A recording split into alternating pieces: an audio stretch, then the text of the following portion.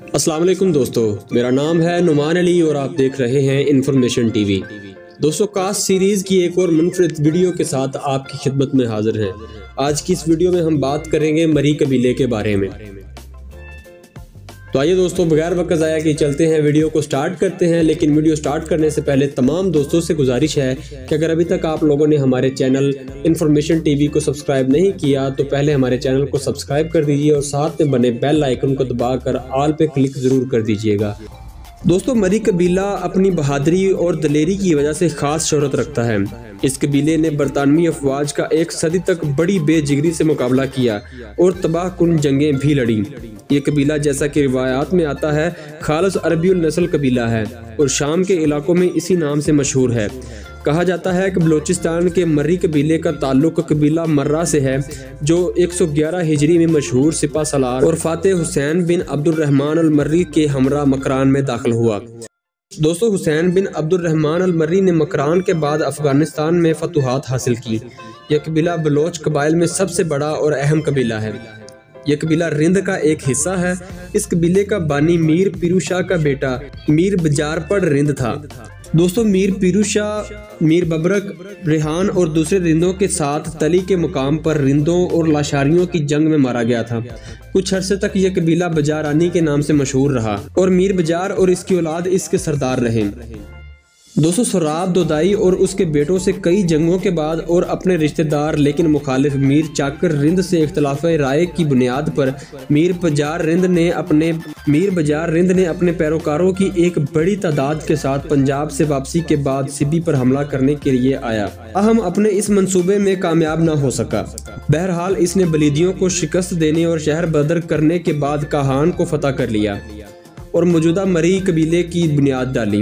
दोस्तों, बाद में दूसरे कुछ बलोच गिरोह के लोग भी इस कबीले में शामिल हो गए और ये मर्री मशहूर हो गए। दोस्तों, इस कबीले के 3 बड़े हिस्से हैं, बजारानी, गजीनी और लोहारानी। दोस्तों, लोहारानी कबीला निस्बतन छोटा है। मीर बजार रिंद का इंतकाल तकरीबन 1560 ईस्वी में हुआ और इन्हें बजारानी के इलाके मामद के जनूब में तकरीबन 20 मील दूर बजार रोड बजार पहाड़ी में दफन किया गया। दोस्तों, इनकी औलाद अपने साथियों के साथ शमाल मशरकी हिस्से की तरफ आई और पठानों से मौजूदा कोलू तहसील और दूसरे इलाका फतेह कर लिए। बलोच कबाइल में मरी सबसे सरकश कबीला माना जाता है। इन्होंने 1839 ईस्वी में बरतानवी हुकूमत के जेर असर आते ही इसके खिलाफ मुसल्ला जिद्दोजहद शुरू कर दी थी। इन्होंने लॉर्ड केन की फौजों को, जब वो 1839 ईस्वी में दौरा बोलान के रास्ते अफगानिस्तान जा रही थी, बहुत परेशान किया। बरतानवी हुकूमत ने इनके खिलाफ एक फौजी दस्ता रवाना किया, जिसने 1840 ईस्वी में काहान पर कब्जा करके इन्हें मुहासरे में ले लिया। इसके बाद मेजर ब्लू मोर के मातहत लाइट बम्बई ग्रेंडियर्स के 564 संगीन बरदार सिपाही और पोना हारस और सिंध हारस की 3 तोपें और 200 सवार रवाना किए गए। दोस्तों, काहान के करीब दर्रा नफसक पर मर्री कबाइल से मुकाबला हुआ। दस्त बदस्त लड़ाई के बाद मर्री कबाइल फतहयाब हुए।